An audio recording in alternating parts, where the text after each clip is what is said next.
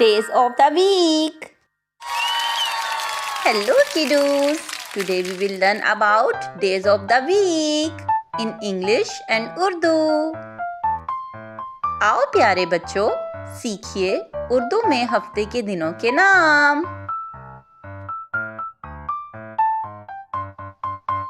Monday. Monday को उर्दू में पीर कहते हैं, यानी पीर का दिन। ट्यूसडे। ट्यूसडे को उर्दू में मंगल कहते हैं, यानी मंगल का दिन। वेडनेसडे। वेडनेसडे को उर्दू में बुध कहते हैं, यानी बुध का दिन। थर्सडे।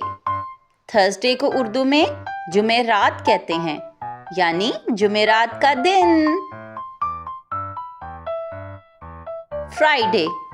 फ्राइडे को उर्दू में जुम्मा कहते हैं, यानी जुम्मे का दिन।